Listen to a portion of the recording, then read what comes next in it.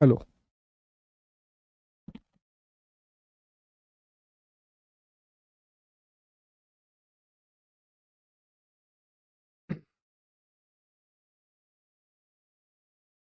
Very good morning. क्या आप लोग को मेरी आवाज़ आ रही है? कैसे हैं आप सभी लोग?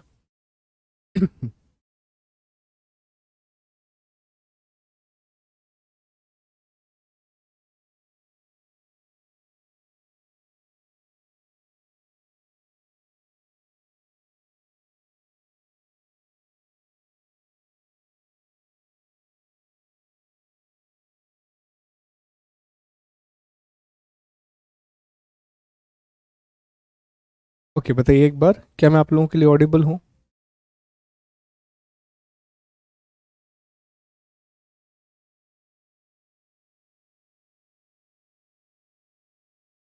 मैं बहुत बढ़िया हूँ। आप लोग कैसे हैं? फिर कल का पीडीएफ हमने अपलोड करवा दिया था, तुरंत अपलोड करवाया था। एक बार मैं चेक करवा लेता हूँ टीम के साथ। जैसा आपने कहा था तो मैंने तुरंत पीडीएफ दे दिया था।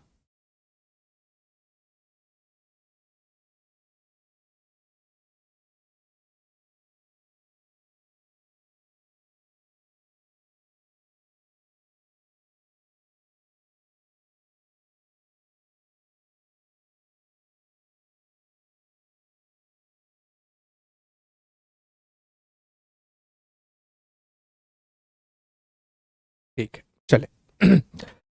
चलिए, मैं अभी एक बार टीम से बात कर लेता हूँ। आई एम एक्सट्रीमली सॉरी अगर ऐसा हुआ है तो। ठीक है, मैं एक बार टीम से बात कर लेता हूँ कि पीडीएफ आप तक क्यों नहीं पहुंचा।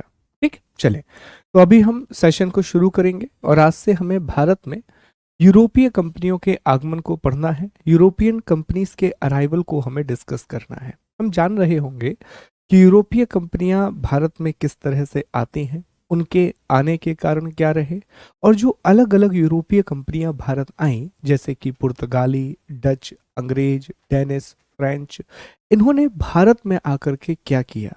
भारत में जब ये आएंगे तो इनिशियल लेवल पर इन्हें कौन सी समस्याओं का सामना करना पड़ा, और फिर ऐसा क्या हुआ कि ये आपस में लड़ने लगे, और फिर एक कंपनी जो उभर कर के आएगी वो रहेगी ब्रिटिश ईस्ट इंडिया कंपनी, जो सिर्फ एक व्यापारिक कंपनी थी, लेकिन 150 सालों के बाद अर्थात 1757 के बाद यह साम्राज्यवादी विस्तार में भी लग जाएगी और भारत को अपना उपनिवेश बनाएगी, इंडिया को अपनी कॉलोनी बनाएगी। ठीक है। और जो मैंने आपको कल प्रश्न दिया था उसका भी उत्तर हमें डिस्कस करना है, उसके आंसर के बारे में भी हम चर्चा करेंगे। तो पहली चर्चा हम उसी आंसर के बारे में कर लेते हैं जो मैंने प्रश्न आपको दिया था, फिर हम रिवीजन करेंगे और फिर हमारे नए अध्याय को हम शुरू करेंगे। तो चलिए, मुझे एक बार जल्दी से बताइए कि हमने क्या प्रश्न दिया था दोस्तों आपको। हमने क्या प्रश्न दिया था? जब तक ये बोर्ड ठीक हो रहा है बताएं एक बार।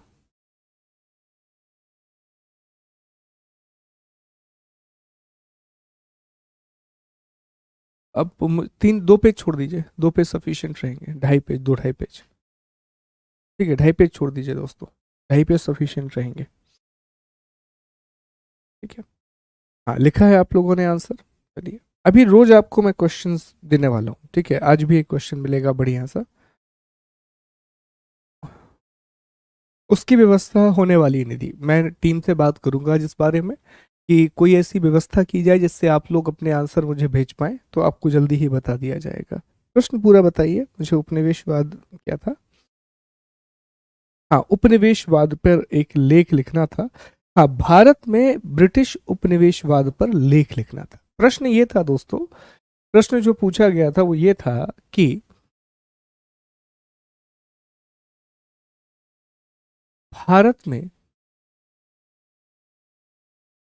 ब्रिटिश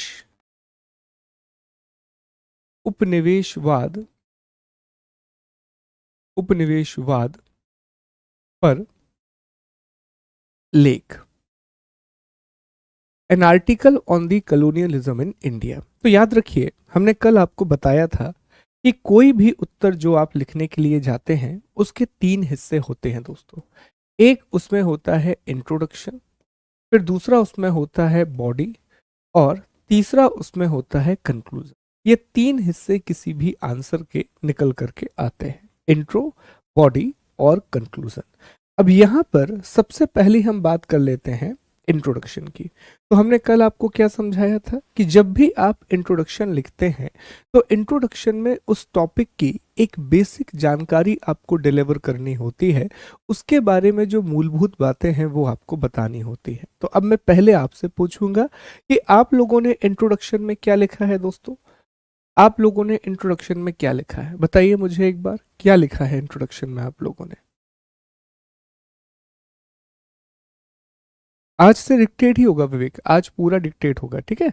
कल क्या था, वो टॉपिक ऐसा था। अब आज से तो देखो मैं बॉडी ब्लैक लेकर के आया हूँ, ठीक है, तो पूरा आपका डिक्टेशन होगा, so do not worry about it.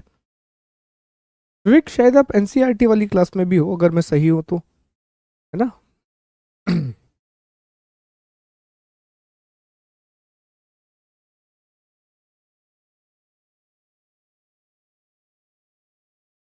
बिल्कुल सुनील। अभी जैसे ही एक थोड़ा सा टाइमिंग क्लैश हो रहा है, आपका एक विषय कंप्लीट होगा, फिर मेरी क्लास 2 घंटे की हो जाएगी। Very good, very good sir. सबसे पहले हम क्या करेंगे, जो इंट्रोडक्शन है उसमें उपनिवेशवाद की परिभाषा लिखेंगे। उसमें क्या करेंगे, उसमें उपनिवेशवाद की परिभाषा लिखेंगे। Definition of colonialism, definition of colonialism, उपनिवेशवाद की परिभाषा सबसे पहले आपको लिखना होगा। तो आप शुरुआत कर सकते हैं। जो परिभाषा हमने कल देखी थी कि उपनिवेशवाद मूल रूप से एक देश का दूसरे देश पर नियंत्रण होता है, जिसका मुख्य उद्देश्य उस देश के आर्थिक संसाधनों का विदोहन करना होता है। यह मुख्य रूप से एक आर्थिक आयाम है, परंतु इसके बहुत गहरे सांस्कृतिक, राजनीतिक और आर्थिक प्रभाव, सांस्कृतिक, राजनीतिक और धार्मिक प्रभाव भी होते हैं। तो ये आपने एक इंट्रोडक्शन बना लिया। अब आप आए भारत में ब्रिटिश उपनिवेशवाद, ठीक है। अब आपको बॉडी पर जाना है, तो बॉडी में सबसे पहले तो आप ये बता रहे होंगे कि इसकी शुरुआत कब हुई, तो फिर आप उसकी चर्चा करेंगे कि 1608 में, 1608 में, यहां से आप शुरू कर सकते हैं कि 1608 में जो ब्रिटिश ईस्ट इंडिया कंपनी है या अंग्रेज है, वे एक व्यापारी कंपनी के रूप में भारत आते हैं और शुरुआत के 150 साल वे व्यापारिक गतिविधियों में लगे रहते हैं। हालांकि वह भारत पर एकाधिकार करने के लिए यूरोपीय कंपनियों के साथ आपस में युद्ध लड़ते हैं। फिर आप दूसरे पैराग्राफ पर आओगे, इसी में मेन बॉडी में फिर आप लिखोगे कि जैसे भारत में मुगल साम्राज्य का पतन होता है, भारत में केंद्रीय शक्ति का अभाव हो जाता है। इसी समय भारत में बंगाल, मैसूर, मराठा, राजपूत, हैदराबाद जैसी नई शक्तियों का उदय हो रहा है, जो केंद्रीय रूप से उतनी सशक्त नहीं है। इन्हीं परिस्थितियों का फायदा या लाभ उठाते हुए 1757 में प्लासी का युद्ध और 1764 में बक्सर का युद्ध जीतने के बाद भारत में ब्रिटिश उपनिवेशवाद का आरंभ होता है। लिख दिया आपने। आपने बॉडी का पहले हिस्से में क्या बता दिया कि ब्रिटिश कॉलोनियलिज्म की शुरुआत कैसे हुई, उपनिवेशवाद की शुरुआत कैसे हुई, ठीक है। अब आप तीसरे पैराग्राफ पे आएंगे। तीसरे में फिर आप इनके प्रभाव बताएंगे कि भारत में ब्रिटेन के द्वारा की गई लगभग समस्त गतिविधियों को हम उपनिवेशवाद के परिप्रेक्ष्य में देख सकते हैं। और फिर आप यहाँ पॉइंट बनाओगे, आर्थिक, राजनीतिक, सांस्कृतिक और साम्राज्यवाद, जो हमने कल आपको लिखवाया था, वो पॉइंट लिखोगे और फिर आखिरी में आप एक कंक्लूजन लिखोगे। इस प्रकार हम कह सकते हैं कि उपनिवेशवाद न सिर्फ एक आर्थिक आयाम है, बल्कि इसके गहरे सांस्कृतिक, राजनीतिक और साम्राज्यवादी प्रभाव होते हैं, जो भारत में वर्तमान में भी परिलक्षित हो रहे हैं। तो ये आपका लगभग 200 शब्दों का एक जवाब बनेगा, जिसमें पहले आपने कॉलोनियलिज्म के बारे में बताया, दूसरे भाग में आपने बताया कि ब्रिटिश ईस्ट इंडिया कंपनी शुरुआत के 150 साल में सिर्फ एक व्यापारिक गतिविधि रही। तीसरे पैराग्राफ में आपने बताया कि भैया 1707 के बाद जब भारत में एक केंद्रीय सत्ता का अभाव हो गया, क्योंकि मुगल साम्राज्य अपने पतन की ओर अग्रसर हो गया था और बहुत सारी क्षेत्रीय शक्तियों का उदय हो गया था, तो इन कमजोरी का फायदा उठाते हुए उन्होंने प्लासी और बक्सर का युद्ध किया, जिसमें उन्हें जीत मिली और भारत में उपनिवेशवाद का आरंभ हुआ। फिर चौथे में आप ये बता रहे होंगे कि ब्रिटेन की अलग अलग नीतियों ने कैसे भारत में उपनिवेशवाद को आगे बढ़ाया, और चारों चीजों को आप यहाँ लिख देंगे और फिर आखिरी में एक कंक्लूजन बना देंगे, तो आपका एक जवाब बन करके तैयार हो जाएगा। ये एक सही तरीका है इस आंसर को लिखने का। ठीक है, ये एक सही तरीका होगा इस जवाब को लिखने का। बताइए समझ में आया आपको यहां तक? रोज अभी तो शुरुआत है इस प्रैक्टिस की, आगे पढ़ेंगे। हाँ चलेगा। देखो इन्होंने कहा, सर्वेश ने कहा कि सर अगर मैं 1608 ना लिखूं 17वीं शताब्दी लिख दूं, बिल्कुल सही रहेगा, कोई दिक्कत नहीं है, डेट को लेकर के परेशान नहीं होना है। ठीक, कोई बात नहीं, धीरे धीरे आएगा। ठीक है, धीरे धीरे आएगा, कोई बात नहीं। आज लेकिन जो आप उत्तर लिख के लाओगे ना, मैं दावे से कह रहा हूं कि सभी लोग अच्छा लिख के लाओगे, लेकिन please answer writing regular basis पे करना। आज का जवाब आप सही लिखोगे, क्योंकि आज मैं आपको डिक्टेशन भी कराऊंगा पूरा, और फिर वहीं से आप जवाब बना करके लाओगे तो बहुत बढ़िया उत्तर लिखोगे आप। ठीक है, तो आगे बढ़ा जाए फिर। अब यार नहीं, ऐसा लिखना नहीं पड़ता है। देखो आंसर में कहीं नहीं लिखना है आपको कि इंट्रो है, बॉडी है, कंक्लूजन है। ये हमारे दिमाग में अंडरस्टूड रहना चाहिए कि तीन हिस्से होते हैं। ऐसा आप लिखोगे नहीं कि ये इंट्रो है, ये बॉडी है, ये कंक्लूजन है, नहीं, ये लिखना नहीं है आपको। एक छोटी सी बात और मैं आपको बताऊं, एक छोटी सी बात, रिफ्लेक्ट। ठीक है, एक छोटी बात मैं आपको और बताऊं दोबारा से। देखो इस उत्तर में एक चीज आप देख रहे हो, हमने पैराग्राफ में लिखा है, दूसरा पैराग्राफ है, तीसरा पैराग्राफ है, लेकिन चौथे में हमने पॉइंट बना दिया। फिर पांचवा कंक्लूजन हमने दोबारा पैराग्राफ में लिखा है। मैं बस आपको ये सिखाना चाहता हूं कि कभी भी किसी भी चीज को लेकर के बहुत ज्यादा कंजर्वेटिव मत होइएगा। ओके, हमेशा आपको फ्लेक्सिबल रहना है। एक आंसर में अभी तो सिर्फ मैंने आपको बहुत बेसिक चीजें बताई हैं, आगे इन्हीं आंसर में धीरे धीरे आप देखोगे मैं आपको चित्र बनाना भी सिखाऊंगा, मैं आपको मैपिंग भी बताऊंगा कि मैपिंग भी कीजिए, इतिहास के आंसर में भी मैपिंग कीजिए। कैसे मैपिंग होगी वो भी मैं आपको समझा रहा हूं। ठीक है, जैसे मान लीजिए कि एक प्रश्न आ गया कि भारत में यूरोपीय कंपनियों के आगमन को समझाइए, तो एक मैप बना करके कम से कम ये तो बताया ही जा सकता है कि यूरोपीय कंपनियों के पहले केंद्र कहाँ थे। एक मैप बना के ये तो बताया जा सकता है कि जब यूरोपीय कंपनियां भारत आईं तो उस समय भारत की राजनीतिक अवस्था क्या थी, उत्तर भारत पर कौन शासन कर रहा था, दक्षिण भारत पर कौन शासन कर रहा था। ये धीरे धीरे क्या है आपको लाना पड़ेगा अपने आंसर में, तब आपका आंसर बेहतर बनेगा। तो उसमें हम पैराग्राफ भी डालेंगे, हम पॉइंट भी डालेंगे, हम फ्लो चार्ट भी डालेंगे, और जहां जहां हमें जरूरत होगी हम मैप भी बनाएंगे। ठीक है, तो रेगुलर प्रैक्टिस अगर करेंगे दोस्तों, मेरे साथ ही आप प्रैक्टिस कीजिए, ट्रस्ट में यार ये 30-40 आंसर जो आप लिखने वाले हो आगे समय में, ये बहुत बेनिफिट देंगे आपको। ठीक है, चलिए आगे बढ़ेंगे। अगले अध्याय, अध्याय का नाम डालिए। ठीक है, हाँ पीडीएफ बिल्कुल डल जाएगा, और मैं एक बार पूछ लेता हूँ कि क्यों नहीं डला। चलें दोस्तों, अगले अध्याय का नाम डालें, और अभी जैसा जैसा मैं लिखते जाऊं आप लिखते जाना, और जहां मुझे डिक्टेशन कराना होगा मैं डिक्टेट करा दूंगा आपको। चलिए, अध्याय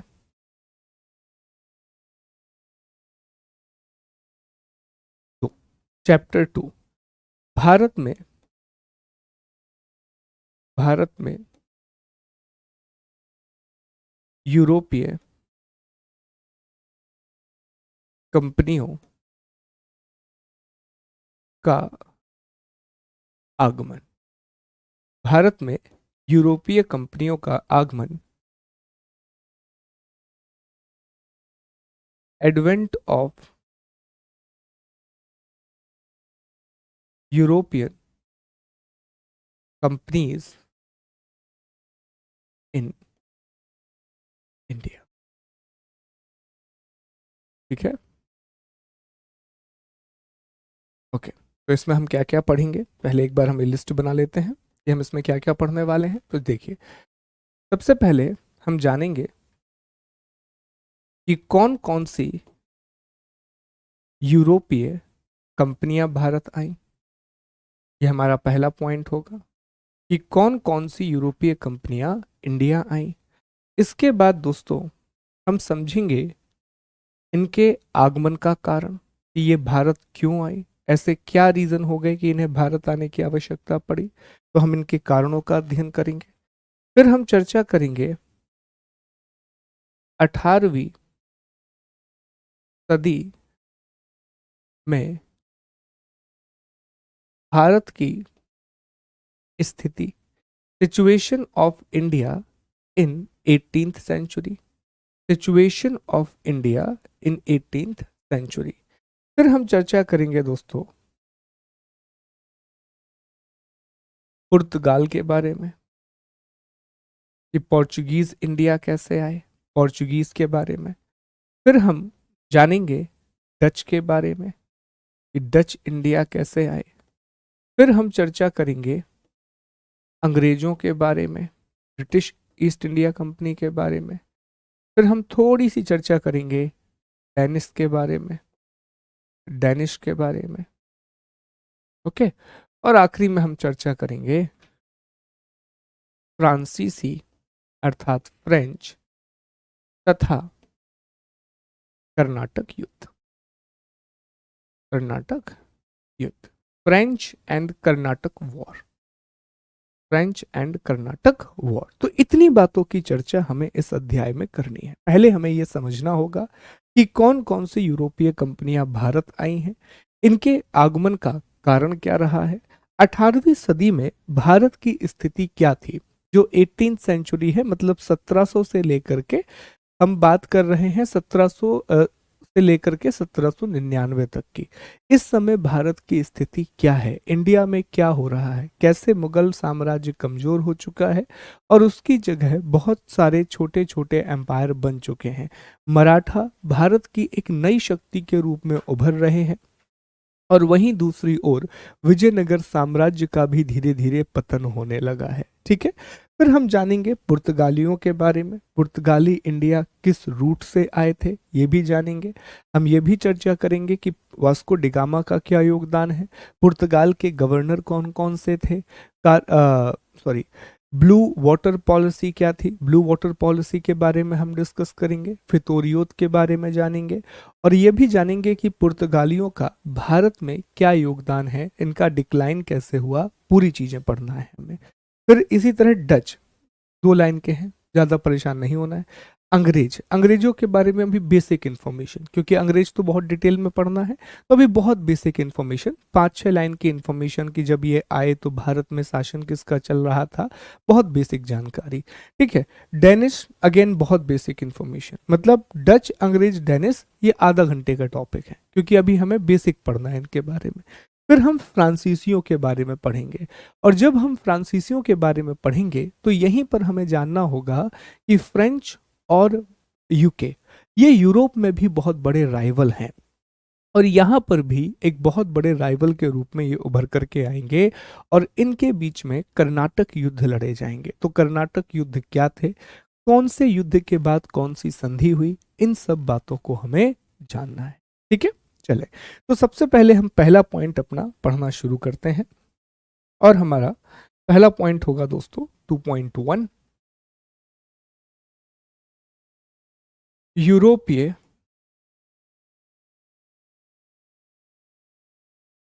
कंपनियों, यूरोपीय कंपनियों के आगमन का क्रम, order of arrivals of European company, order of arrivals of European companies. ठीक है, तो पहले हम डिस्कस करेंगे इनके आगमन का क्रम, आगमन तथा प्रथम केंद्र, arrival and first centre, arrival and their first centre. ठीक है, तो पहले हम इस बारे में चर्चा करेंगे, अराइवल एंड फर्स्ट सेंटर के बारे में।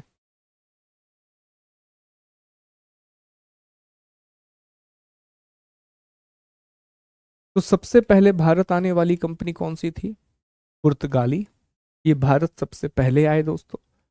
पुर्तगाली के बारे में कहा जाता है कि ये भारत आने वाली सबसे पहली कंपनी थी, और ये भारत से जाने वाले सबसे अंतिम यूरोपियंस थे। First to arrive and last to go. Portuguese were first to arrive and last to गो।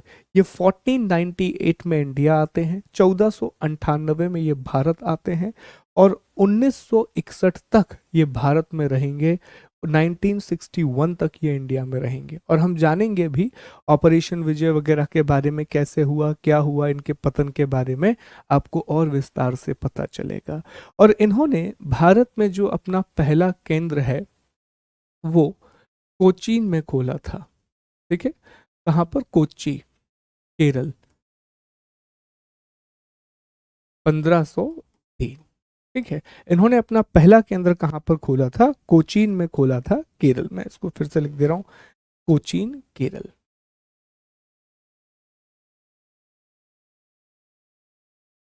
कोचीन, केरल, ये इनका पहला केंद्र था, इनका फर्स्ट सेंटर था। ठीक है, क्लियर है।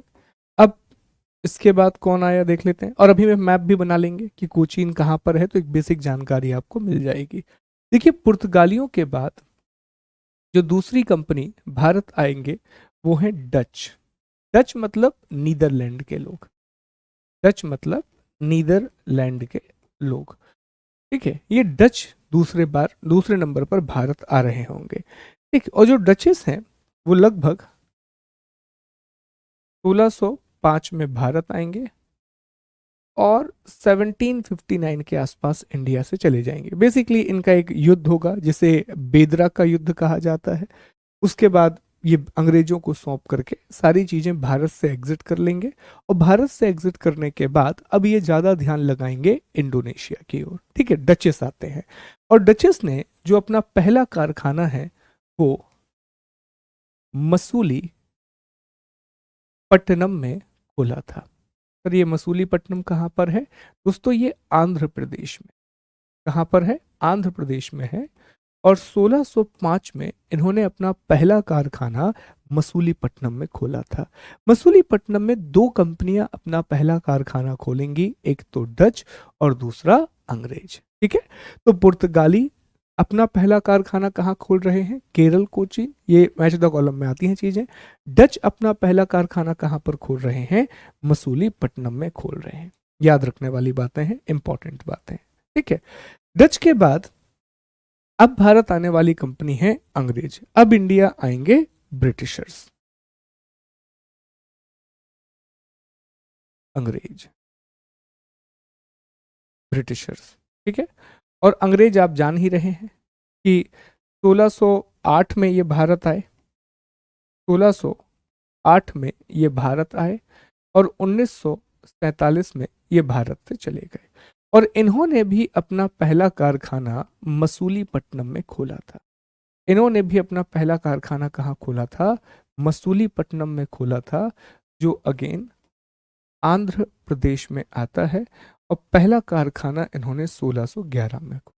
अब देखो, ये कहानी है। मैं छोटी सी बात आपको बता दूं कि ये अपना पहला कारखाना सूरत में खोलना चाहते थे। They wanted to open their first centre at Surat, but उस समय भारत का जो शासक है जहांगीर, जहांगीर ने परमिशन नहीं दिया, जिस वजह से इन्हें दक्षिण भारत आना पड़ा और मसूलीपट्टनम में इन्होंने अपना पहला कारखाना खोला। और पश्चिम भारत में ये कुछ समय के बाद परमिशन लेने में कामयाब हो जाएंगे और फिर ये अपना पहला कारखाना पश्चिम भारत में सूरत में खोलेंगे। बट चूंकि वो सूरत में खोलना चाहते थे, उन्हें परमिशन नहीं मिली, तो उन्होंने अपनी पहली फैक्ट्री कहाँ खोली? मसूलीपट्टनम।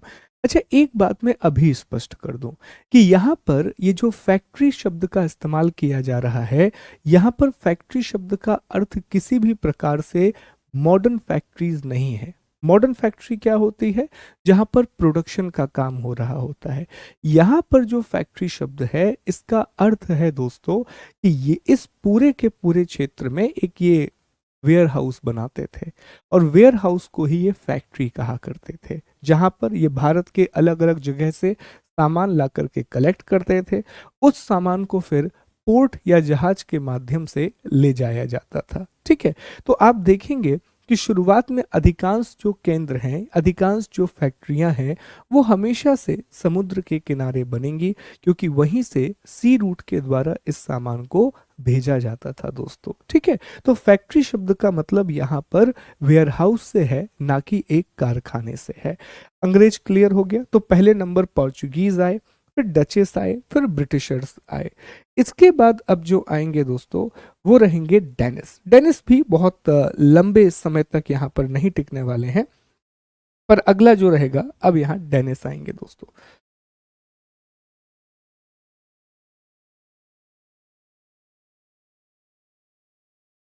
डेनिश मतलब डेनमार्क के निवासी।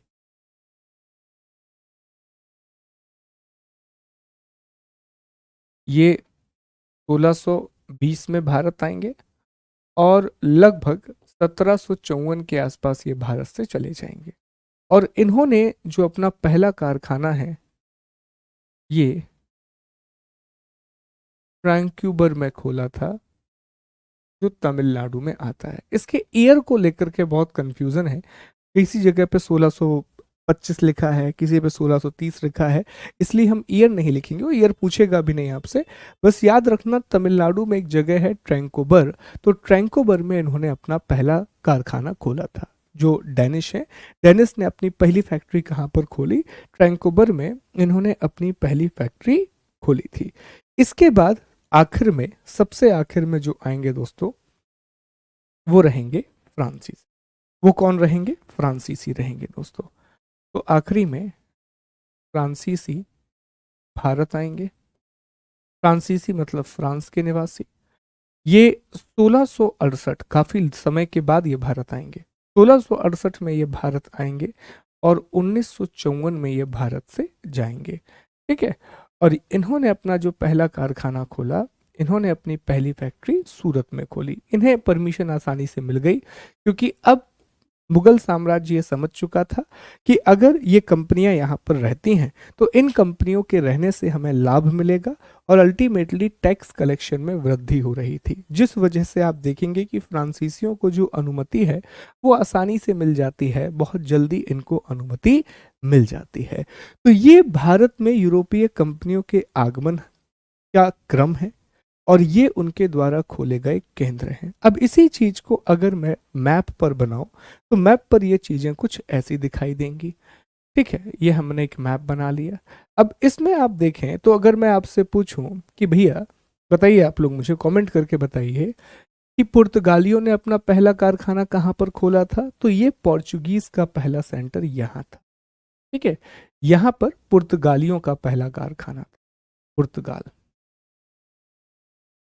कौन सी जगह है? तो सर आप बता रहे होंगे कि सर इस जगह का नाम है कोचीन। ठीक है, केरल, 1503। क्लियर? ये पोर्चुगीज का सेंटर है यहाँ पर। फिर यहाँ पर हम आगे बढ़े, हमने डचेस के बारे में पढ़ा। हमने किसके बारे में पढ़ा? डचेस। तो यहाँ पर है दोस्तों, ये आंध्र प्रदेश वाला इलाका रहेगा, और यहाँ पर मसूलीपट्टनम है। मसूलीपट्टनम, आंध्र प्रदेश। ओके, तो डच अपना कारखाना यहाँ पर खोलेंगे, और अंग्रेज भी अपना कारखाना यहाँ पर खोलेंगे। ठीक है, डच और अंग्रेज दोनों ने अपना कारखाना यहाँ पर खोला था। ठीक, ये वाली पॉइंट आपको याद रखना है कि डच भी यहाँ पर खोलेंगे अपना कारखाना, और अंग्रेज भी अपना कारखाना यहाँ पर खोलेंगे। ठीक है, चलिए आगे बढ़ते हैं। ये क्या था? पुर्तगाली हो गए, यहाँ पर मसूलीपट्टनम में डच और अंग्रेज हो गए। अब इसके बाद हमने किसकी चर्चा की थी? सर हमने डेनिश के बारे में बात की। ठीक है, यहाँ पर जगह है दोस्तों, तमिलनाडु में, वैंक्यूवर। ओके, यहाँ तमिलनाडु।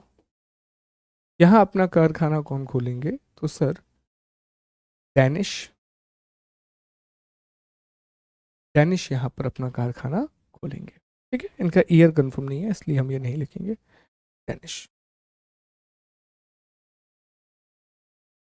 क्लियर? चार कंपनियां हो गई। फिर आप ऊपर आ जाइए इस क्षेत्र में।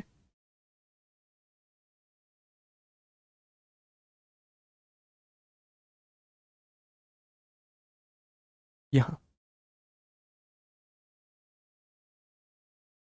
सूरत, गुजरात, यहां फ्रांसीसी अपना पहला कारखाना खोलेंगे। कब खोलेंगे? 1668। ठीक, ये मैप बना लीजिए। चलो यहाँ तक हो गया, मुझे बताइए यहाँ तक लिख लिया आपने मेरे साथ में? अभी साथ में लिखते जाइए आप लोग, जो भी चीज़ें मैं डिक्टेट कर रहा हूँ उनको साथ ही साथ में आप, मतलब लिख रहा हूँ उनको लिखते जाइए साथ में। अंडरस्टूड? यहाँ तक बात समझ में आई मेरी आपको? यहाँ तक बात समझ में आई? बताइए मुझे, क्लियर है?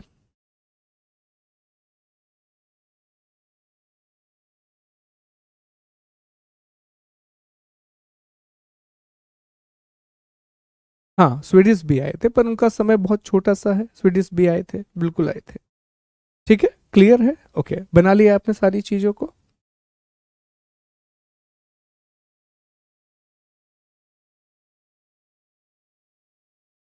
ठीक, चलिए आगे बढ़ते हैं। अब एक इंटरेस्टिंग बात है। इंटरेस्टिंग बात यह है कि ये जो हमने अभी डिस्कस किया, ये कंपनियों के आगमन का क्रम था। ये क्या था? ये कंपनियों के आगमन का क्रम था। It was the order of their arrival. अब हमें डिस्कस करना है कंपनियों की स्थापना का क्रम। अभी हमने क्या डिस्कस किया दोस्तों, एक बार मेरे साथ बोलिए। तो सर अभी हमने डिस्कस किया है कि ये जो है ये कंपनियों के आगमन का क्रम है। It is the order of arrival. ये क्या है? ये ऑर्डर ऑफ अराइवल है, ये आगमन का क्रम है। अब हमें डिस्कस क्या करना है? तो अब हमें बात करनी है कि कंपनियों का स्थापना कब हुई। तो अब हम यहां लिखेंगे अगला, कंपनियों कंपनियों की स्थापना का क्रम। कंपनियों की स्थापना का क्रम, order of establishment of company. ठीक है, order of establishment of company कि कब कौन सी कंपनी एस्टेब्लिश हुई। तो देखें, सबसे पुरानी जो कंपनी है वो है पुर्तगाल ईस्ट इंडिया कंपनी, और इसे एस्तादो इसे एस्तादो द इंडिया कहा जाता था। और इसकी स्थापना कब हुई? 1498। बेसिकली ये कंपनी तब बनी जब ये भारत में आ गए, तो इस कंपनी का निर्माण हुआ। तो नंबर 1 पर आता है पुर्तगाली ईस्ट इंडिया कंपनी। ठीक है, नंबर 2 पर आता है British east India company. British east India company, इसकी स्थापना इंग्लैंड में 1600 में हुई। ठीक है, तो दूसरे नंबर पर भारत डच आए थे। लेकिन अगर कंपनियों के निर्माण की बात की जाए तो डच से पहले ब्रिटिश ईस्ट इंडिया कंपनी बन गई। हालांकि उन्हें कुछ फॉर्मेलिटीज करने में 8-9 साल लग गए, जिस वजह से वो भारत आने में थोड़ा लेट हो गए, इंडिया आने में थोड़ा डिले हो गए। इसके बाद जो कंपनी बनी वो थी डच ईस्ट इंडिया कंपनी। इसके बाद जो कंपनी बनी वो है डच ईस्ट इंडिया कंपनी। ठीक है, और इसकी स्थापना 1602 में हुई थी, Dutch east India company. Dutch east India company के बाद जो अगली कंपनी बनी वो थी डेनिश ईस्ट इंडिया कंपनी, और इसकी स्थापना 1608 में हुई। ठीक है, नहीं नहीं नहीं, 1611।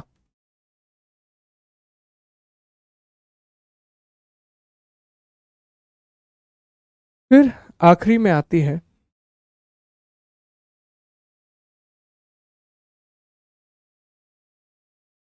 French east India company. ठीक है, ये इतनी कंपनियां हैं जो आपको याद रखना है, विच इज इंपॉर्टेंट। ठीक है, which is important.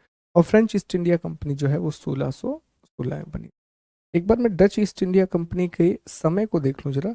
Dutch east, sorry, 1664, ये 1616 है दोस्तों, थोड़ा ईयर इसका ऊपर नीचे है, 1616। देखो, तो ये कंपनियों का निर्माण है। तो अब दोनों तरह से प्रश्न पूछा जाता है दोस्तों। अगर आप देखेंगे, मान लीजिए मैं आपसे प्रश्न करता हूं और आप लोग मुझे जवाब दीजिएगा। अगर आपसे प्रश्न पूछा जाए, देखो प्रश्न ऐसे आएंगे प्रीलिम्स में, वो आपको 4 नाम दे देगा। एक नाम दे देगा भैया पोर्चुगीज, एक नाम दे देगा ब्रिटिश, एक नाम दे देगा डच, और एक नाम दे देगा फ्रांस। और पहला प्रश्न आपसे करेगा कि इनके आगमन के आधार पर इन्हें जमाइए, इनके अराइवल के बेसिस पर इन्हें जमाइए। तो कैसे जमाएंगे, क्या होगा सही क्रम? आगमन के आधार पर सही क्रम क्या होगा दोस्तों? अराइवल के बेसिस पर सही क्रम क्या होगा? जल्दी कमेंट करके बताओ पहले मुझे। अराइवल के बेसिस पर सही क्रम क्या होगा इन कंपनियों का, जो मैंने यहां पर लिख रखा है?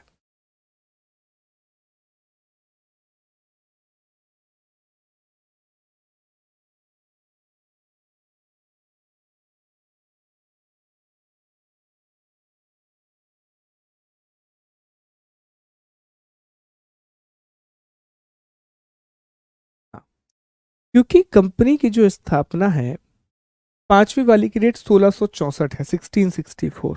क्या क्रम होगा? बहुत बढ़िया, सिंपल है। आप एक पूरा उसको अक्षर को काउंट कर सकते हैं बेसिकली चाहे तो। ठीक है सर, अराइवल के ऑर्डर में सबसे पहले पोर्चुगीज आए, पोर्चुगीज के बाद भारत में डच आए, फिर ब्रिटिशर्स आए, और फिर फ्रेंच आए। चलो, ये तो हो गया आगमन का क्रम।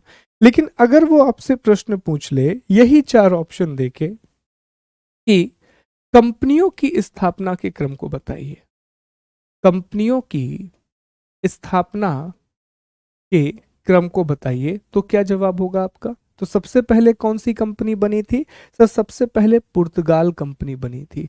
इसके बाद यहां चेंज होगा ब्रिटिश कंपनी, ब्रिटिश के बाद डच कंपनी, और डच के बाद सबसे आखिरी में फ्रेंच कंपनी। ठीक है, आखिरी में एमसीक्यू भी लगाएंगे, डोंट वरी अबाउट इट, जैसे ही चैप्टर होगा तो फ्रेंच कंपनी। समझ पा रहे हैं इस चीज को आप?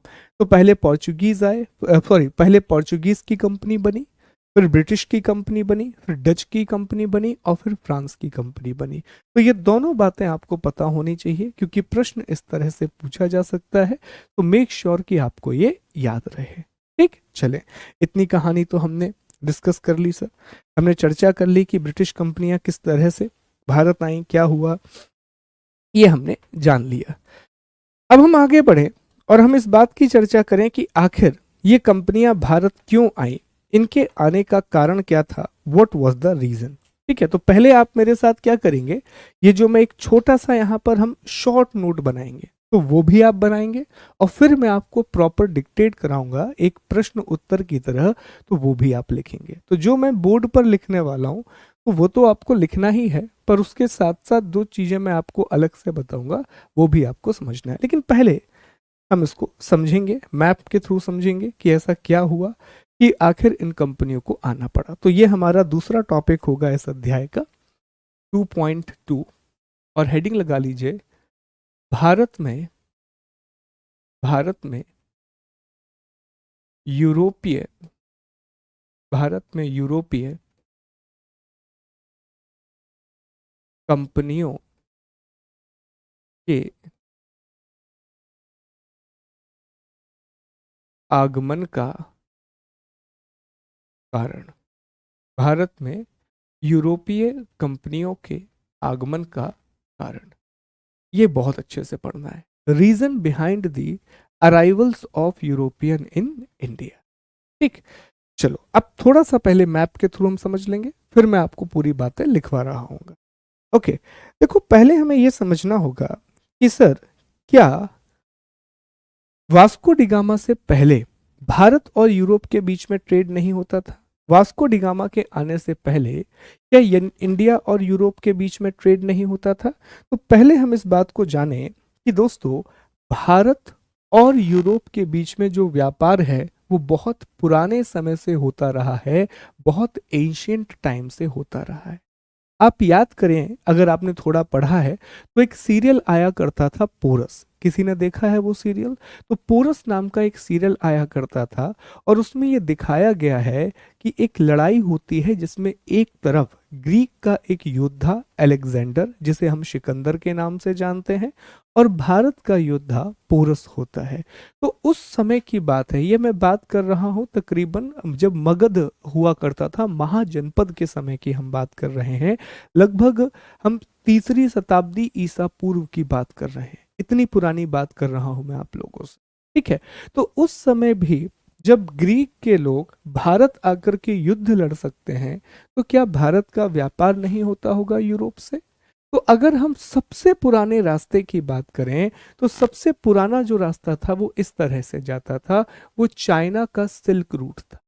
और चाइना के सिल्क रूट के थ्रू सामान यूरोप तक पहुंचाया जाता था, एक इस रास्ते से और दूसरा इस रास्ते से।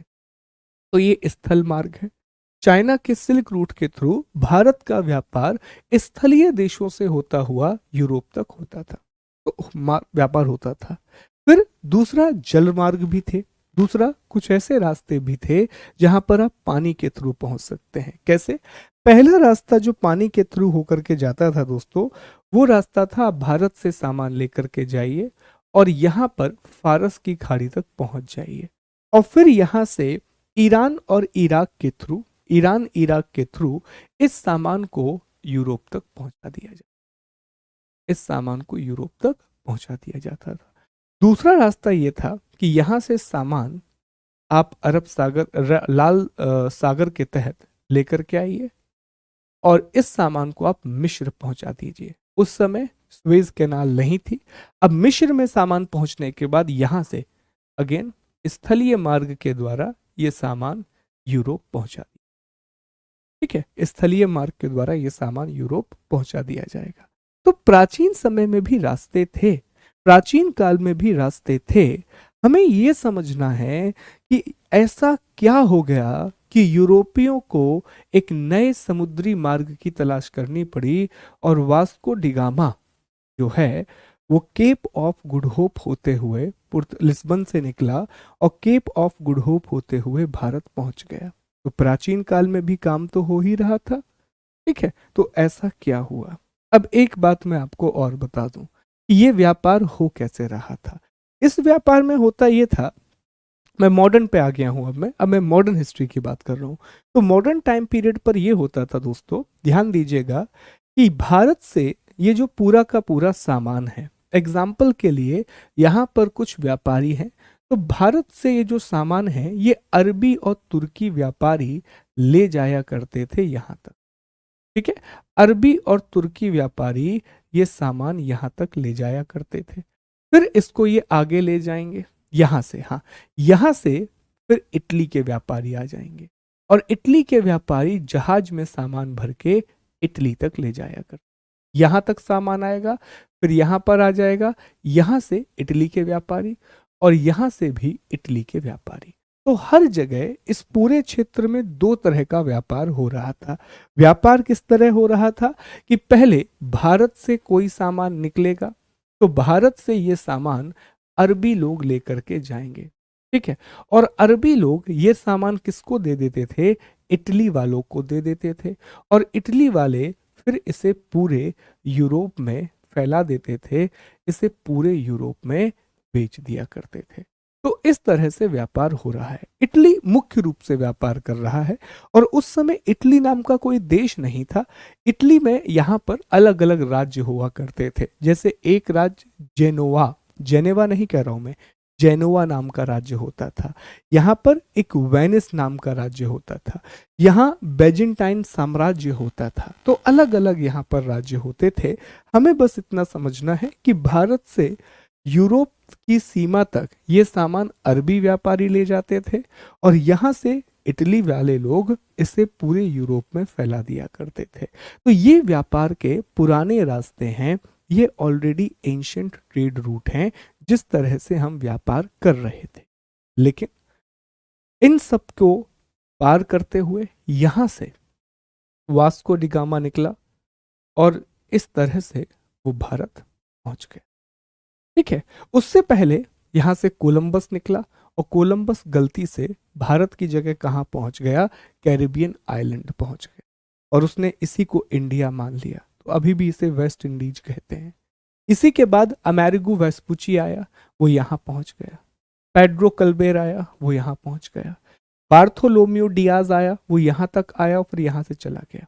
यहां उसने नाम दिया केप ऑफ गुड होप और यहां से वापस चला गया। ठीक है, तो अब हमें यह समझना है कि सर पुराने रूट ऑलरेडी जब थे तो नए रूट बनाने की आवश्यकता क्या पड़ी। तो अभी कुछ बातें आप मेरे साथ लिखेंगे, जो बातें मैं यहाँ पर लिख रहा हूँ, ताकि आपको और बातें समझ में आ जाएं। ठीक है, तो ध्यान दीजिएगा और लिखिएगा, डिक्टेट कीजिएगा अभी मेरे साथ ही लिखते जाइए आप लोग। तो जैसा मैंने कहा कि भारत और यूरोप के बीच में, भारत और यूरोप के बीच में प्राचीन काल से व्यापार हो रहा है।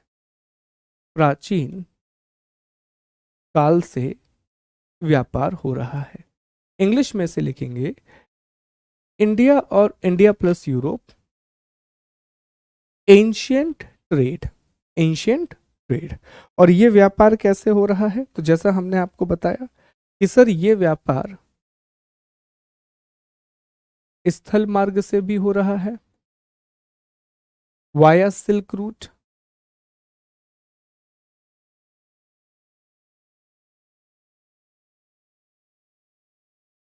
वाया लैंड भी हो रहा है, और जल मार्ग अर्थात वाया सी। ठीक, दोनों तरह से ये व्यापार हो रहा है। कैसे हो रहा है ये भी आपको पता होना चाहिए कि जो स्थल मार्ग है, जो स्थल मार्ग है दोस्तों, वो अल्टीमेटली कहां से होकर के जा रहा है,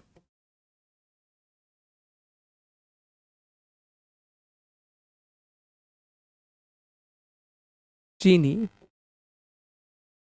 रेशम मार्ग, जो सामान्यतः चीन, भारत, अफगानिस्तान,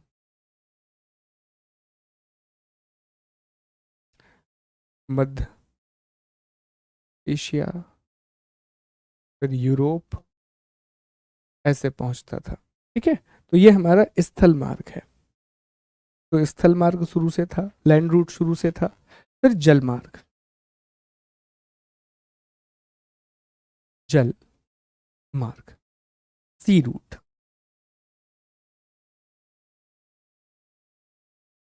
ठीक है, तो दो रास्ते थे जल मार्ग के। पहला था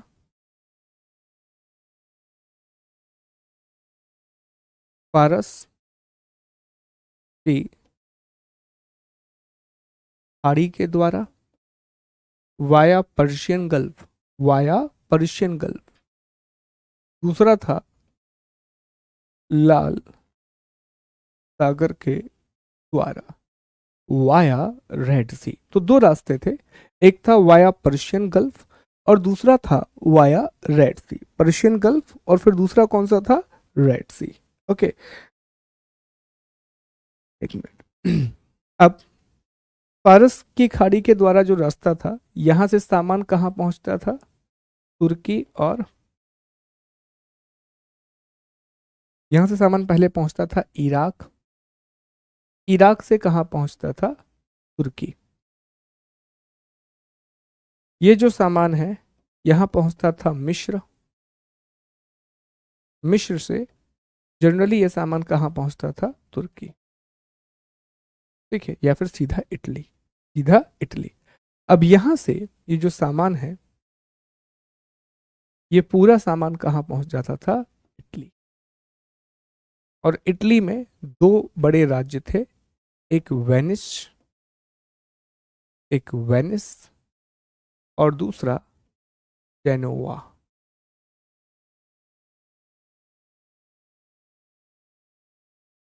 और फिर इटली से ये पूरा सामान यूरोप में पहुंचता। ये एक रास्ता था। ठीक है, तुर्की भी सीधा सामान बेचता था, लेकिन ज्यादा नियंत्रण किसका था, ज्यादा नियंत्रण यहां पर इटली का था। ठीक है, ज्यादा नियंत्रण यहाँ पर किसका था? इटली का था। ये आपको याद रखना है। ठीक, तो ये हमारे एंशियंट ट्रेड रूट हैं जो ऑलरेडी चल रहे हैं, या यूरोपीय कंपनियों के द्वारा पुर्तगाल के वास्को डिगामा के पहले इस तरह से व्यापार हो रहा है। ठीक है, यहाँ पर अलग अलग साम्राज्य हैं। एक साम्राज्य है जो बैजेंटाइन साम्राज्य कहा जा रहा है, और बहुत छोटे छोटे साम्राज्य हैं। ये भी मैं आपको दिखा देता हूं कि किस तरह के साम्राज्य आपको यूरोप में देखने के लिए मिलेंगे। एक मिनट, मैं आपको एक मैप दिखा रहा हूं दोस्तों। उस मैप में आप देख पाइएगा कि कौन कौन से साम्राज्य आपको यहाँ देखने के लिए मिलते हैं। ठीक देखिए, ये बहुत अच्छे दो तीन मैप हैं। ये दो तीन मैप आपको बहुत अच्छी जानकारी देंगे। एक मिनट में निकाल देता हूँ। ये 1090 की बात है। ये कब की बात है? 1090 की बात है। इस समय जो पुराना ट्रेड रूट है वो एस्टेब्लिश है। तो 1090 में आप देखिए, ये जो आपको इलाका दिख रहा है हल्का सा पिंक कलर में, ये पूरा इलाका देखिए जिसमें अभी तुर्की वगैरह सब कुछ आ रहा है। ये तुर्की वगैरह का क्षेत्र आ रहा है, ये पूरा क्षेत्र आ रहा है। यहाँ पर बैजेंटाइन एम्पायर हुआ करता था। बेसिकली ये जो पूरा क्षेत्र है, ये पूरा क्षेत्र पहले रोमन एम्पायर कहलाता था, लेकिन रोमन एम्पायर अब टूट चुका है और उसी का एक हिस्सा जो है उसे अब बैजेंटाइन एम्पायर कहा जा रहा है, बैजेंटाइन साम्राज्य कहा जा रहा है। वहीं आप देखें तो यहाँ आपको छोटे छोटे राज्य मिलेंगे। ये अदर क्रिश्चियन स्टेट में, ये वेनिस है, ये वेनिस का राज्य है पूरा का पूरा। ये पीसा है, ये जेनोवा है। ये छोटे छोटे आपको राज्य देखने के लिए मिलेंगे। तो ये कब की कहानी है? ये 1090 की कहानी है। अभी व्यापार कैसे हो रहा है? अच्छा, ये मुस्लिम लैंड है, यहाँ से मुस्लिम लैंड है। तो यहाँ से अरबी अपना सामान लेकर के आ रहे हैं, और इटली वासी फिर उनको पूरे यूरोप में, और दूसरे व्यापारी इनको पूरे यूरोप में पहुंचा रहे हैं। ये 1090 की स्थिति है। इसके बाद आप ये देखिए 1300 की कहानी, ये 1300 की कहानी है। अब 1300 में आप देखो कि जब आपने 1090 में देखा था तो बैजेंटाइन एम्पायर जो है यूरोप में वो बहुत बड़े क्षेत्र पर फैला हुआ था।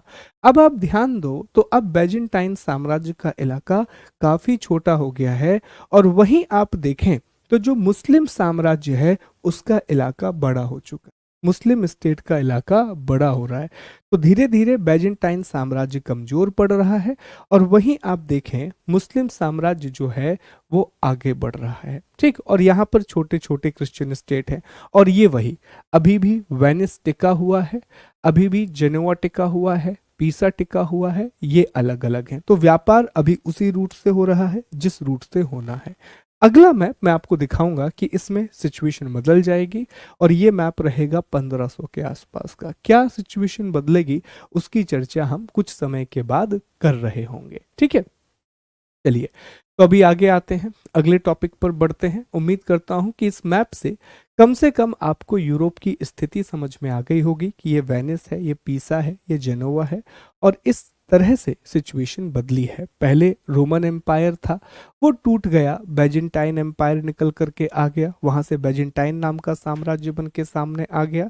तो अलग अलग परिवर्तनों के दौर से ये पूरा क्षेत्र गुजरेगा।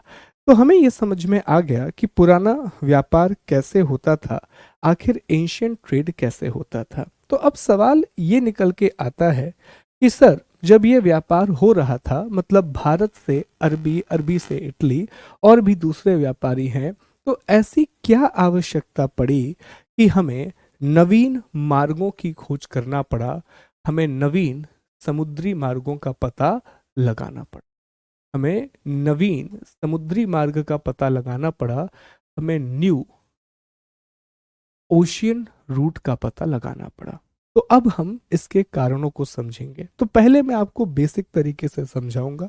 यहाँ पर हम चीज़ों को लिखेंगे, आप भी मेरे साथ लिखते जाइएगा, समझते जाइएगा, फिर हम आपको इसे प्रॉपर एक डिक्टेट कराएंगे, तो आपका एक अच्छा उत्तर बन करके तैयार होगा। तो देखें, इसे हम दो अलग अलग भागों में बांट सकते हैं। ठीक है, इसे हम दो अलग अलग भागों में बांट सकते हैं। एक तो हम इन्हें समझेंगे सामान्य कारक, सामान्य कारक, और एक हम समझेंगे इसे तात्कालिक कारण। ठीक है, सामान्य की जगह आप इसे दीर्घकालिक लिख लीजिए, वो ज्यादा बेहतर। इसे आप क्या लिख लीजिए, इसे आप दीर्घकालिक लिख लीजिए। कि एक हम समझेंगे दीर्घकालिक कारण। तो एक तरफ आ गया long term reason, long term reason, और एक तरफ आ गया इमीडिएट रीजन। दो अलग अलग भागों में से हमने बांटा है। एक है दोस्तों आपके दीर्घकालिक कारण और दूसरे हैं आपके तात्कालिक कारण। देखो एक छोटी सी बात यहाँ पे मैं आपको बताऊं कि भारत में एक चीज है, वो है मसाले। ये जो पूरी कहानी भारत के इतिहास की आप पढ़ने जा रहे हो, ये सब मसालों की वजह से हुई है। ठीक है, अब इसकी कहानी कैसे शुरू होती है ये समझते हैं। देखिए यूरोप के लोग जो हैं वो सभी मांस खाते हैं। ठीक है, कम से कम 99% तो खा ही रहे होंगे मांस। अब समस्या यह है कि जब ठंड का मौसम आता है तो आपको मीट कलेक्ट करके रखना होता है।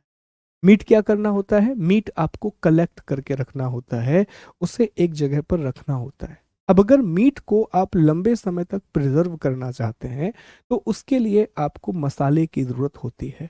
बिना मसाले के आप मांस को बहुत लंबे समय तक सुरक्षित नहीं रख सकते।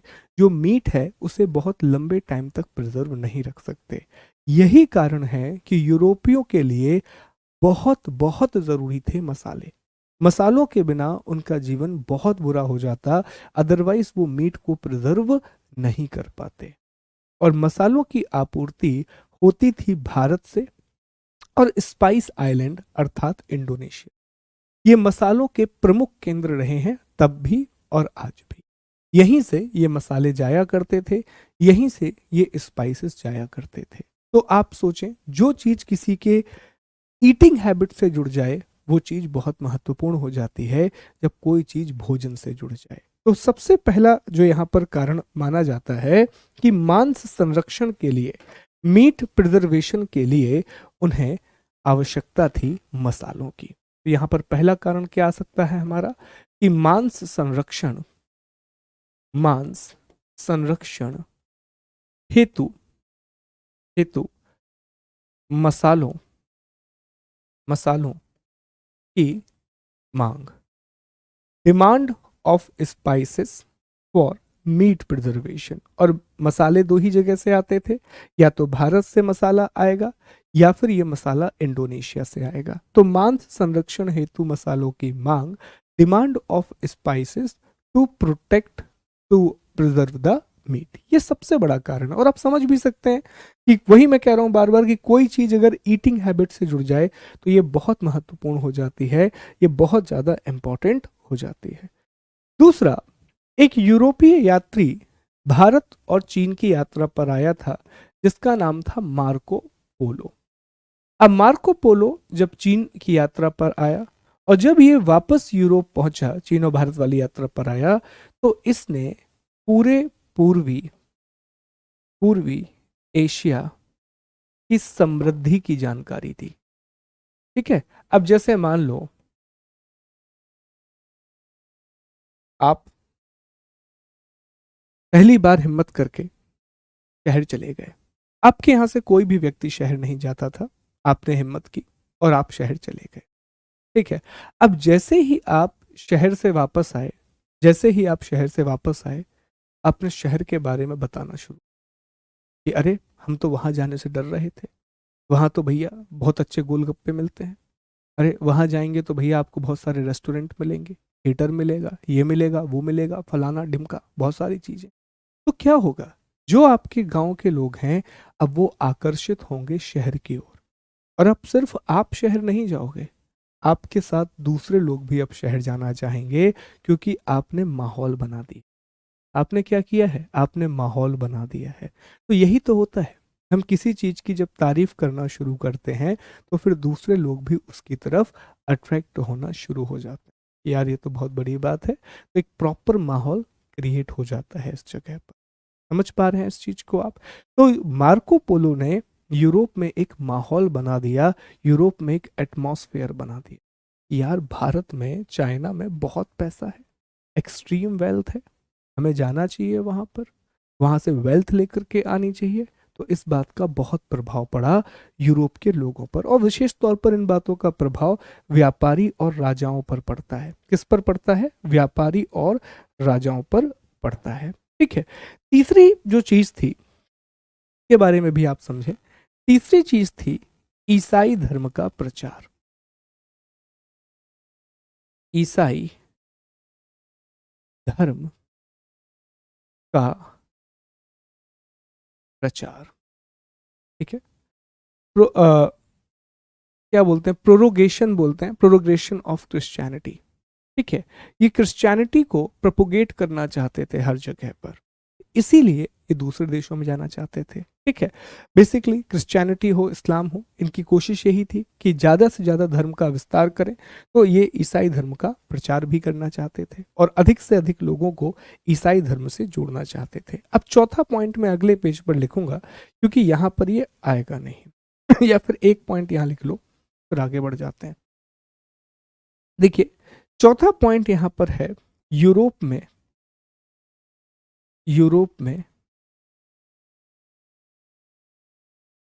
पुनः पुनर्जागरण।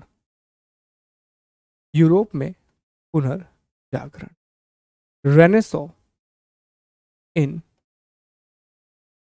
Europe, renaissance in Europe. अब पुनः जागरण का अर्थ क्या होता है समझते हैं। इस बात को थोड़ा सा विस्तार देंगे और उस बात को समझेंगे। पहले आप देखिए, माना यह जाता है कि जब एंशंट यूरोप था, एंशंट की बात मैं कर रहा हूं 3, तो मतलब 3 सेंचुरी बीसी के आसपास की, मतलब मैं बात कर रहा हूँ लगभग 2500 साल पुराने यूरोप की।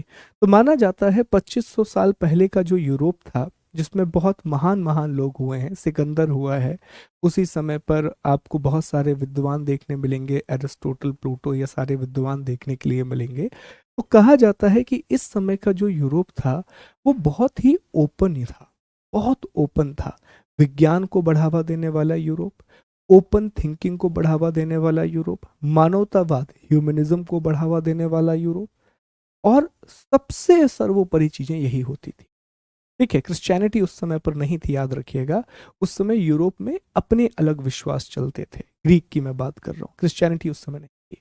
तो ये सारी चीजें बड़ी ओपन थी और यूरोप का इस समय गजब विकास, बहुत गजब डेवलपमेंट हुआ है, क्योंकि वहां पर साइंटिफिक टेम्पर वाले लोग थे। याद रखना दोस्तों, कोई भी समाज जो वैज्ञानिक सोच को बढ़ावा नहीं देगा, जो तार्किक सोच को बढ़ावा नहीं देगा, जो हमेशा अंधविश्वास को बढ़ावा देगा, वो समाज कभी भी आगे नहीं बढ़ेगा। और ये हमने इंडिया के केस में भी देखा है।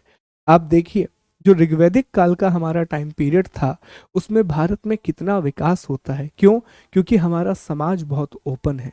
लेकिन फिर आप उत्तर वैदिक काल में आएंगे, समाज पर बहुत सारे प्रतिबंध लगा दिए जाएंगे, है ना। तो समाज में ओपननेस होना बहुत जरूरी है। तो बहुत विकास हुआ यूरोप में। आप नया आइडिया लेकर के आ रहे हैं, आपको रिस्पेक्ट किया जाएगा। ठीक है। फिर जब क्रिश्चियनिटी का उदय हुआ, रोमन एम्पायर का पतन हुआ, तो धीरे धीरे यूरोप में दो व्यवस्थाएं आ गई। एक था चर्च का प्रभाव। अब चर्च का जो प्रमुख है, उसने पूरी चीजें अपने हाथ में ले ली और गहरे अंधविश्वास पैदा किए।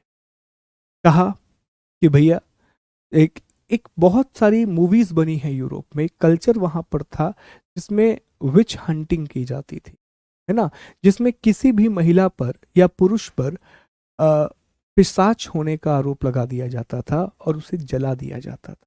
बहुत अत्याचार हुए हैं यूरोप में। आप यूरोप का इतिहास, जो कि उतना गहराई से हम नहीं पढ़ते हैं, लेकिन अगर कभी पढ़ेंगे तो आपको पता पड़ेंगे कि लोगों ने मूर्खता की सारी हदें पार की हैं, लोगों ने अंधविश्वास की सारी हदें पार की हैं उस जगह पर। ठीक है। तो जला दिया जाता था, कहा कि तुम्हारे अंदर चुड़ैल है, तुम्हें जला देंगे। ठीक है। और महिलाओं के अधिकार तो निश्चित तौर पे नहीं थे। तो एक ये चीज है। दूसरी बात, जो भी नियम है वो सारे नियम चर्च बना रहा है। चर्च ने कहा कि भैया पृथ्वी केंद्र में है और सारी चीजें उसके चारों तरफ घूम रही हैं। अगर किसी व्यक्ति ने गलती से यह कह दिया कि नहीं ऐसा नहीं है, तो उसे फांसी पर चढ़ा दिया जाता था। तो ये समय यूरोप में अंधकार का समय है। ये यूरोप में डार्क एज कहलाता है, जब यूरोप कई सौ साल पीछे चला गया। पूरी व्यवस्थाएं खत्म हो गई और सारी व्यवस्था या तो सामंतों पर चल रही थी या चर्च पर चल रही थी। राजा नाम मात्र का ही हुआ करता था, ज्यादा शक्तियां उसके पास ही नहीं। ठीक है। लेकिन यूरोप में एक बार फिर से पुनः जागरण शुरू होगा। इसका कारण ये रहा कि 1453 के बाद एक साम्राज्य का उदय हो रहा था जिसे ऑटोमन एम्पायर कहा गया। और ऑटोमन साम्राज्य भी एक इस्लामी साम्राज्य था, वो भी बढ़ावा नहीं देता था विज्ञान वगैरह को। तो जो लोग उस समय तुर्की और यूरोप के उन क्षेत्रों में रह रहे थे, इटली के दूसरी तरफ रह रहे थे, वो सारे लोग, जब आक्रमण हुआ तो सारे विद्वान लोग रह रहे थे, ये सभी विद्वान लोग छोड़ करके इटली में आ गए। देखिए, मैं आपको इसका कहानी का एक और वो बताता हूँ। जब पहला और दूसरा विश्व युद्ध हुआ तो जितने भी महान वैज्ञानिक थे जो जर्मनी में रह रहे थे, वो सारे अमेरिका आ गए। और फिर उन्होंने अमेरिका आकर के गजब के इन्वेंशन किए। आप उठा करके देख लीजिए, मैक्सिमम साइंटिस्ट आपको जर्मन ओरिजिन के मिलेंगे। वो अमेरिका आए, अमेरिका में आकर के उन्होंने काम किए, ठीक है, और फिर उन्होंने चीज़ों को आगे बढ़ाया। अधिकांश आपको वैज्ञानिक जर्मन ओरिजिन के मिलेंगे। लेकिन उन्होंने देखा कि ये जगह सेफ नहीं है, युद्ध होने लगा है और अब शायद हमारी बात उतनी ना सुनी जाए, तो वो अमेरिका आ गए। ऐसा ही यहाँ पर हुआ। जब ये युद्ध हुआ तो सभी लोग अपनी जगह छोड़ करके इटली पहुंच गए।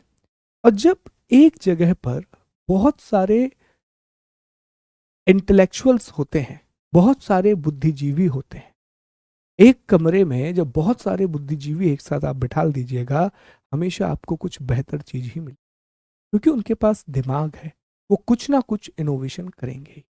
तो एक बार फिर से इटली के थ्रू पूरे यूरोप में नई चेतना का विकास।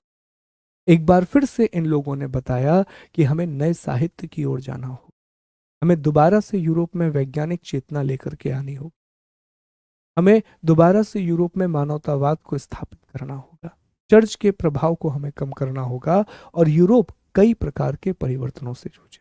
और इसी में एक परिवर्तन जो हुआ वो था वैज्ञानिक सोच। यूरोप में पुनर्जागरण की वजह से वैज्ञानिक प्रवृत्ति का विकास हुआ, साइंटिफिक टेम्पर का विकास हुआ, और इसी वैज्ञानिक प्रवृत्ति के कारण नवीन जहाज और अन्य उपकरणों का विकास हुआ, ठीक है, जो बहुत जरूरी थे एक लंबे जहाजी यात्रा। ऐसे जहाज बनाए गए जो हल्के थे, ऐसे जहाज बनाए गए जो हल्के होने के बावजूद मटेरियल अच्छा था, और जहाजों में कैनन्स को फिट किया गया, अर्थात जहाजों में तोप लगा दिए गए। तो ये सारी चीजें यहां से निकल करके आ रही हैं। अगर यूरोप में पुनर्जागरण नहीं होता, अगर यूरोप में रेनेसो नहीं होता, तो साइंटिफिक टेम्पर ही डेवलप नहीं होता, और अगर साइंटिफिक टेम्पर डेवलप नहीं होता तो शायद नए जहाज या नए उपकरण नहीं बनते। और इसी साइंटिफिक टेम्पर में राजा भी प्रभावित होंगे, हेनरी जैसे राजकुमार आएंगे, ठीक है, तो राजाओं का समर्थन भी मिलेगा। तो इसमें पांचवा पॉइंट आप क्या लिख सकते हैं कि रानियों, सीधा आप शासक लिख लीजिए, शासकों का समर्थन, सपोर्ट फ्रॉम द रूलर। उदाहरण हेनरी, ये पुर्तगाल के राजकुमार थे हेनरी, इन्हें हेनरी द नेविगेटर कहा जाता है। इन्होंने बहुत इन्वेस्ट किया अच्छे जहाजों में, अच्छे वैज्ञानिकों में, इन्हें पता था कि ये दूसरे मार्गों को खोज लेंगे, तो हेनरी द नेविगेटर कहा जाता है पुर्तगाल के। तो शासकों का समर्थन मिल रहा है। अब शासक शक्तिशाली हो रहे हैं, उनके पास ये पावर आ रही है कि वो कम से कम इन चीजों पर ध्यान दे सकते। और इन सब के पीछे एक बहुत बड़ा कारण और था, जिसे मैं यहां पर लिखूंगा, यूरोप में नवीन व्यवस्थाओं का उदय, rise of new system in the Europe. Europe में नवीन व्यवस्थाओं का, rise of new system in the, कैसी व्यवस्थाओं का उदय हो रहा है सर, देखिए, ध्यान दीजिए, बड़ी इंटरेस्टिंग बातें हैं, बहुत मजा आएगा आपको सब सीखने में, समझने में।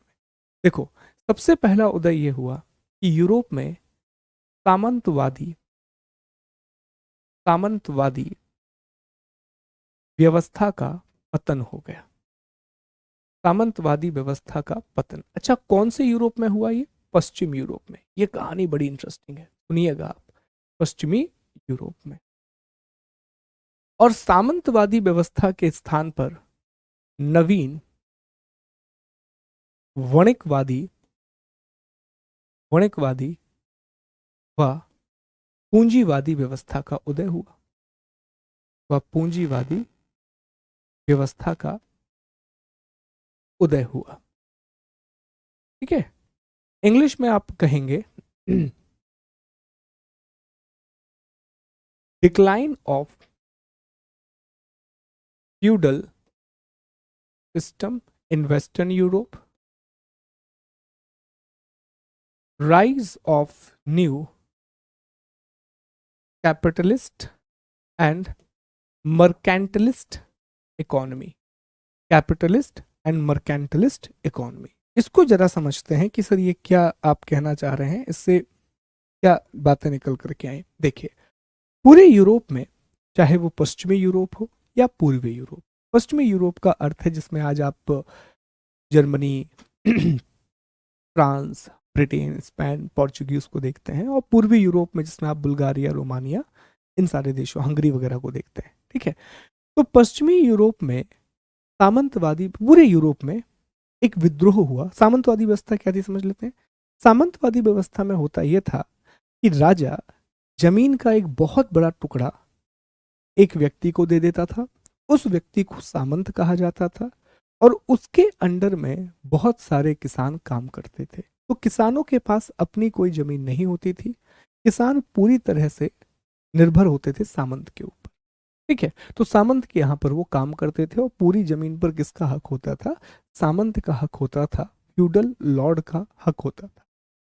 धीरे धीरे यूरोप की जनसंख्या बढ़ती चली गई और टैक्स, पैसे की जरूरत पड़ती चली गई, तो सामंतों ने अपने किसानों पर दबाव बनाना शुरू कर दिया। उन्होंने कहा कि भैया ज़्यादा उत्पादन करो और ज़्यादा प्रोडक्शन करो ताकि हमें ज़्यादा पैसा मिल सके। ठीक है, राजा को भी ज़्यादा पैसा चाहिए है, चर्च को भी ज़्यादा पैसा चाहिए है। तो सामंतों ने क्या किया, फ्यूडल लॉर्ड ने क्या किया, किसानों पर दबाव बनाना शुरू कर दिया। ठीक, किसान बहुत समय तक यह सहते रहे, अंततः उन्होंने विद्रोह कर दिया। पूरे यूरोप में, पश्चिमी और पूर्वी दोनों यूरोप में किसानों ने जबरदस्त विद्रोह किया। एक्सट्रीम, एक बहुत बड़ा अपराइजिंग हुई अगेंस्ट द फ्यूडल सिस्टम। अंततः पश्चिमी यूरोप में सभी सामंतों को खत्म कर दिया गया और एक नई व्यवस्था का उदय हुआ। लेकिन दोस्तों, जो पूर्वी यूरोप है, ईस्टर्न यूरोप है, वहां पर सामंतवादी व्यवस्था जीत गई और किसानों को वहां पर दबा दिया गया। यही कारण है, ये एक घटना की वजह से आज भी पूर्वी यूरोप काफी पीछे है और पश्चिमी यूरोप काफी ज्यादा आगे है। यह एक घटना कि जब सामंतवाद के खिलाफ विद्रोह हुआ तो पूर्वी यूरोप में वो विद्रोह दबा दिया गया, जबकि पश्चिमी यूरोप में उस विद्रोह में किसानों की जीत हो गई। सामंतवादी व्यवस्था समाप्त होती है और अब एक नई व्यवस्था का उदय हो रहा था जिसे वणिकवाद और पूंजीवाद कहा गया। वणिकवाद बेसिकली इस बात पर आधारित है, यह कहता है कि राज्य को निर्यात बढ़ाना चाहिए, निर्यात बढ़ाना चाहिए और पूंजी संग्रह करना चाहिए, पूंजी संग्रह करना चाहिए।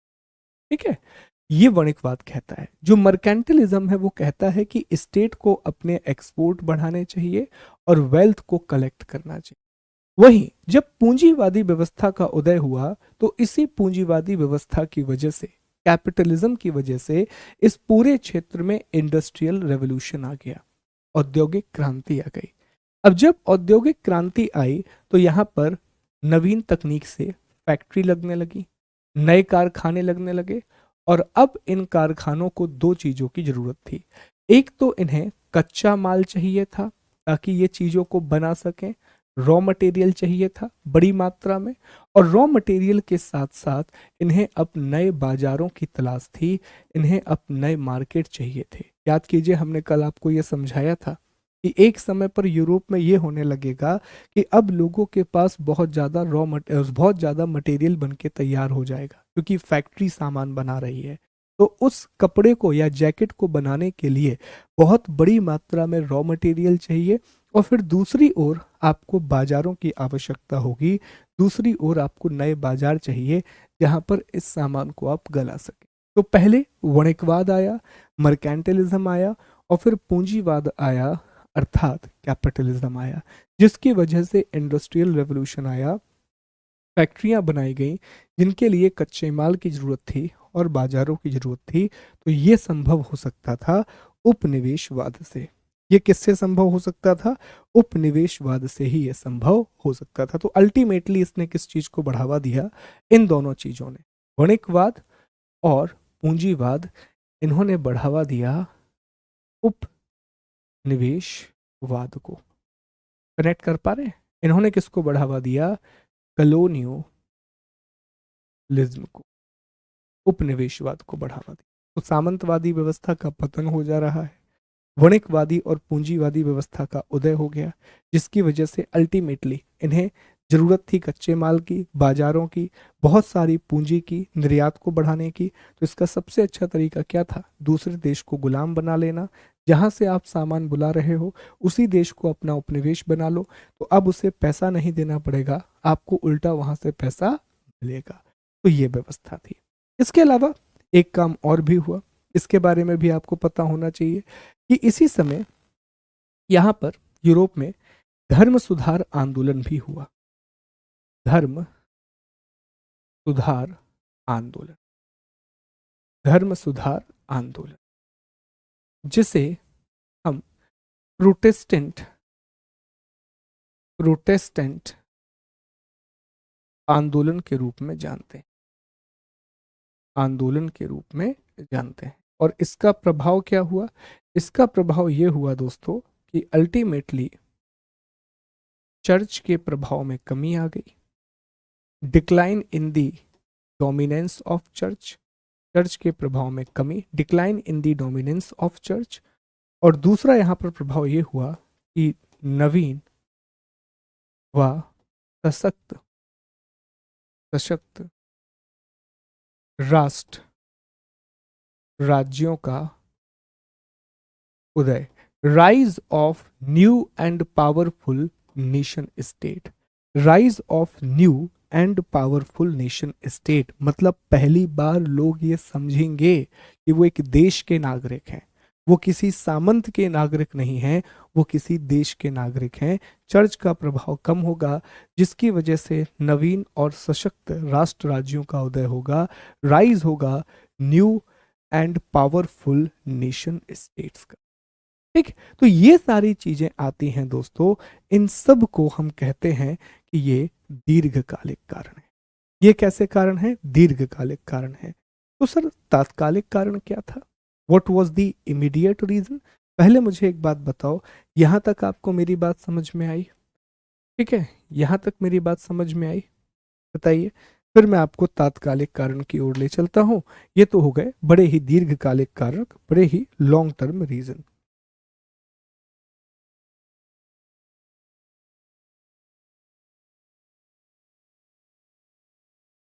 बताइए, यहां तक बात क्लियर है? All good? डोंट वरी, हम ये डिक्टेट करेंगे। ठीक है, क्लियर? ठीक है, बहुत अच्छी बात है, वेरी गुड।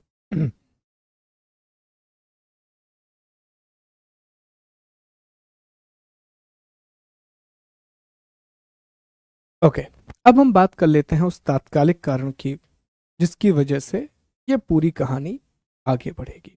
देखिए, तात्कालिक कारण ये है कि 1453 में ऑटोमन साम्राज्य, ऑटोमन साम्राज्य एक मुस्लिम साम्राज्य है, ये द्वारा द्वारा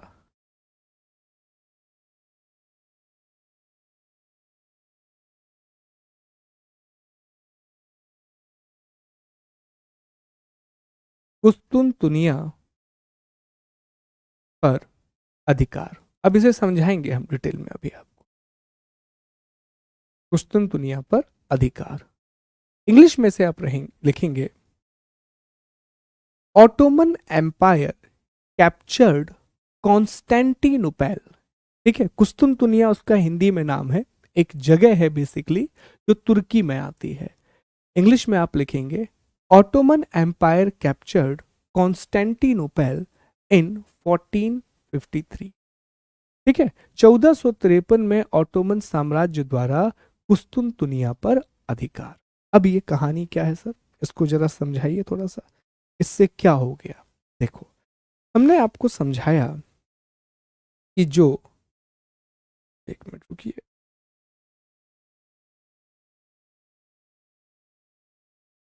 कि जो व्यापार होता था वो अल्टीमेटली इन्हीं रूट के थ्रू ही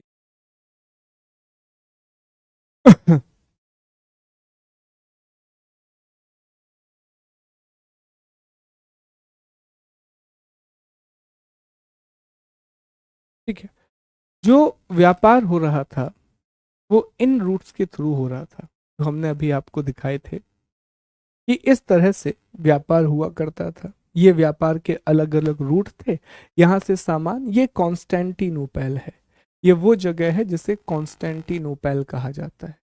धीरे धीरे हुआ ये कि यूरोप में एक बड़े साम्राज्य का पतन हो चुका है, और इस बड़े साम्राज्य के पतन के बाद अब ये जो इलाका है कॉन्स्टेंटिनोपल, जो एक बहुत इंपॉर्टेंट जगह थी व्यापार करने के लिए, ट्रेड करने के लिए, इस पूरे क्षेत्र पर किसका अधिकार हो जाएगा? ऑटोमन एम्पायर का अधिकार हो जाएगा। तो इससे क्या प्रभाव हुआ सर, इससे क्या इफेक्ट हुआ? अगर ऑटोमन्स ने इस चीज पर अधिकार कर लिया, अभी मैं आपको एक मैप और दिखाता हूं, ये देखिए। ठीक है, पहले ये वाला मैप देखो, ये 1300 एडी का मैप है।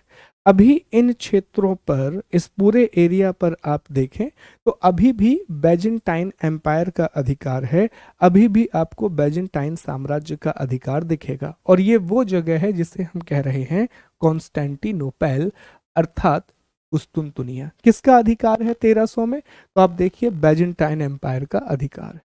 तो क्या हो रहा है, बढ़िया यहाँ पर सामान आता था, यहाँ से सामान इटली वाले लोग ले जाते थे और पूरे यूरोप में इसे बेच दिया कर, बढ़िया व्यापार चल रहा है। ठीक है, कॉन्स्टेंटिनोपल सामान आ रहा है और इटली वाले लोग उसे पूरी जगह पर बेच दे रहे हैं। अगले साल, अगले ही 50 सालों में यहाँ पर एक युद्ध हुआ 1453 में, और ये युद्ध बेसिकली बैजेंटाइन एम्पायर और ऑटोमन एम्पायर के बीच में। और ये जो भटा कलर में आप चीजों को देख रहे हैं, बैंगनी कलर में आप चीजों को देख रहे हैं, this is the Ottoman Empire. ठीक है, और आप देखिए इसका क्षेत्र, सब सब पर अधिकार, पूरा बैजेंटाइन एम्पायर खत्म, इस पूरे क्षेत्र पर इनका अधिकार हो गया। तो अब समस्या ये हो गई, समस्या समझना, बड़ी समस्या, कि अभी तक सामान यहां पहुंच जाता था, या फिर सामान यहां पहुंच जाता था, या सामान यहां से निकल करके आ जाता था। अब इन पूरे रास्तों पर ऑटोमन एम्पायर का रूल हो गया।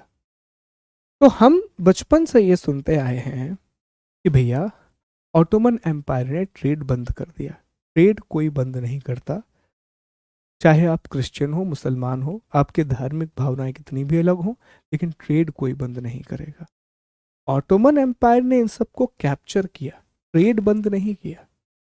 ऑटोमन एम्पायर ने टैक्स बढ़ा दिया बहुत ज्यादा।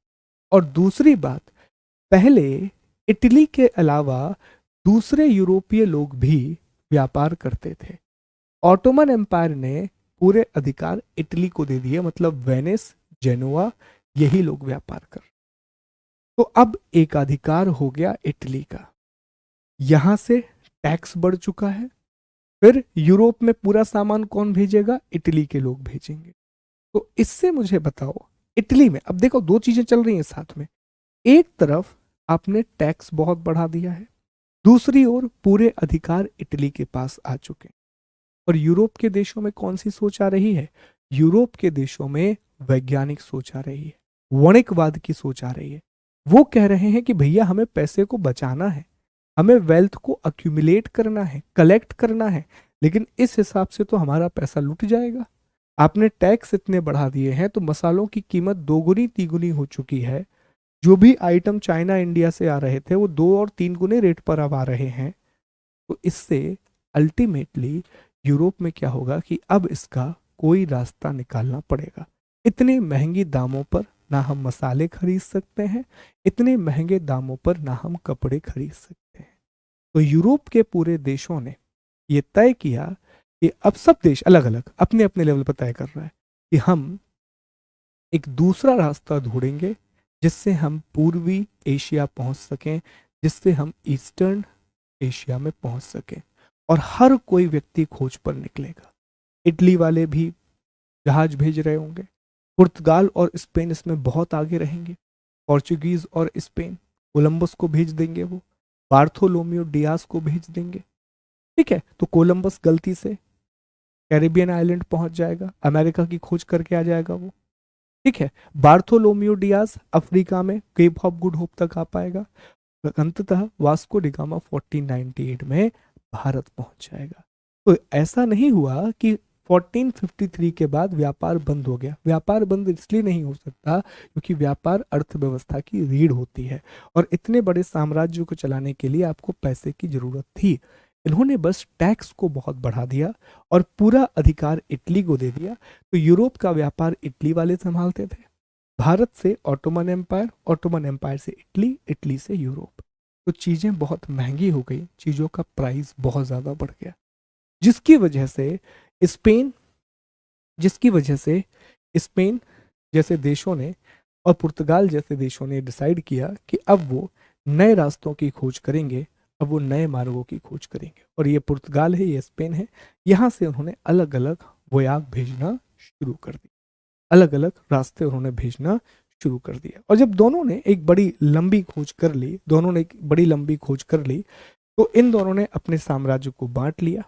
कहा कि भैया जो इस ओर का साम्राज्य है वो पुर्तगाली संभालेंगे और अमेरिका वाले साम्राज्य को स्पेन संभालेंगे। यही एक कारण है, एक संधि हुई थी जिसे टॉर्डेलियस की संधि कहा जाता है, ट्रिटी ऑफ टॉर्डेलिस कहा जाता है। इस संधि में यह कहा गया कि अब चूंकि नए जगह की खोज हो चुकी है, कोलंबस ने यहाँ पर खोज कर ली है, तो कहा कि ये जो लाइन है, इस लाइन के इस साइड वाला एरिया स्पेन के लोगों का रहेगा और इस तरफ का एरिया पुर्तगाल के लोगों का रहेगा। तो आप देखिए इस पूरे क्षेत्र में आपको स्पेनिश लोग ज़्यादा मिलेंगे जो स्पेनिश बोलते हैं। ब्राज़ील में आपको पोर्चुगीज भी बहुत मिल जाएंगे। और यहाँ पर आपको स्पेन की टेरिटरी कहीं नहीं मिली, यहाँ पोर्चुगीज आए, स्पेनिश नहीं आए। उसका कारण था ट्रिटी ऑफ टॉरडेस लियास। ठीक है, ट्रिटी ऑफ टॉरडेस लास, ये इसका सबसे बड़ा कारण था। ठीक है, तो ये चीज आपको पता होनी चाहिए कि आखिर इस घटना का प्रभाव क्या हुआ। इस एक घटना की वजह से ऑटोमन एम्पायर ने पूरे ट्रेड रूट पर अधिकार कर लिया। यूरोप में व्यापार करने का एक अधिकार इटली को मिल गया और उन्होंने करों की मात्रा बहुत बढ़ा दी, टैक्स के अमाउंट को बहुत बढ़ा दिया। मुझे बताओ क्या यहाँ तक मेरी बात आपको समझ में आ गई है? क्या हम यहाँ तक क्लियर हैं? बताइए जल्दी।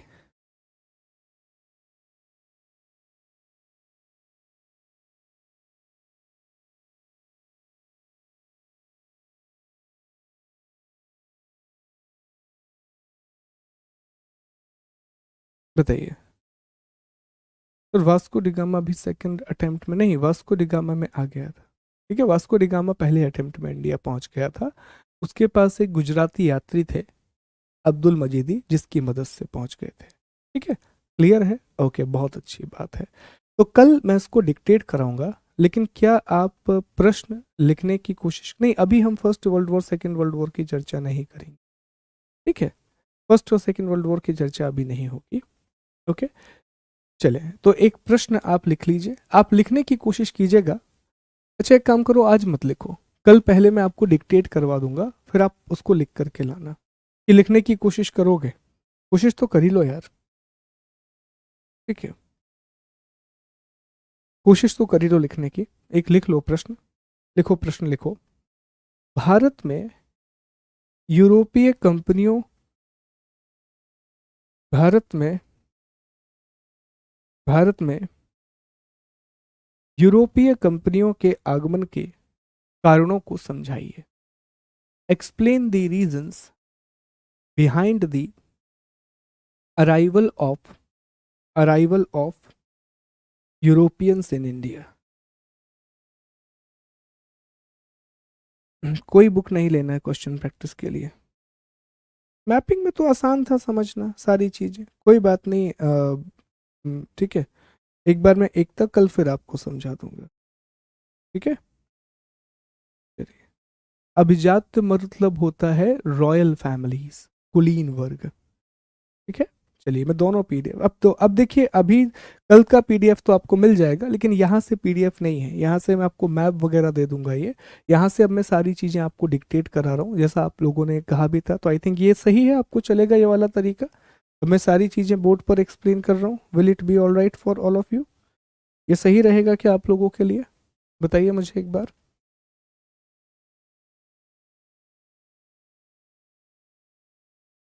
ठीक है, कोई बात नहीं। देखो, माधुरी और एकता और जो लोग हैं, आपके पास वीडियो है, आप दोबारा से वीडियो देख सकते हो, तो ध्यान से आपको मैप समझ में आ जाएगा। ठीक है, ठीक है, तो ये चलेगा। Thank you so much. Class slow speed में चल रहा है, तो आप स्पीड बढ़ा लीजिए, 2x कर लीजिए आप। ठीक है, चलिए।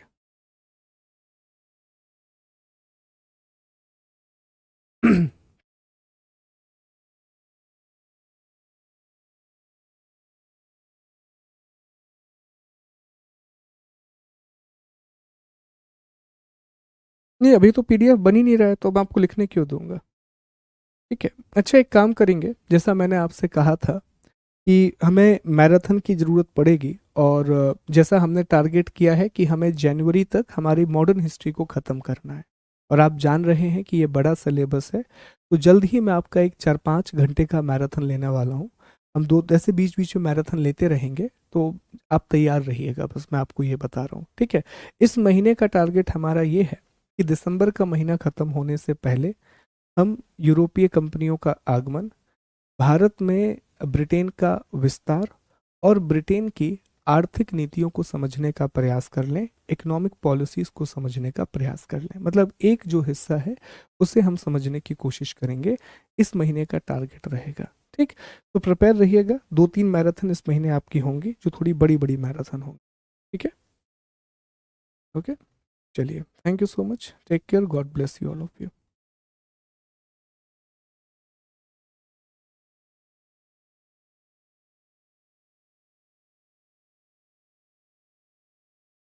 हाँ हाँ, बिल्कुल बिल्कुल, संडे को ही करेंगे दोस्तों, संडे को ही करेंगे, डोंट वरी।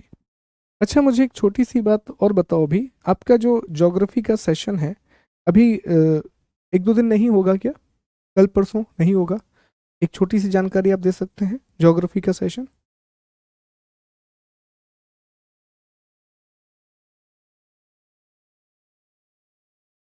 है ना? अभी नहीं है शायद ज्योग्राफी का सेशन आपका।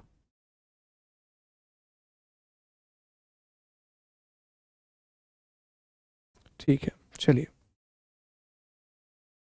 हाँ हाँ, बिल्कुल बिल्कुल। ठीक, थैंक यू।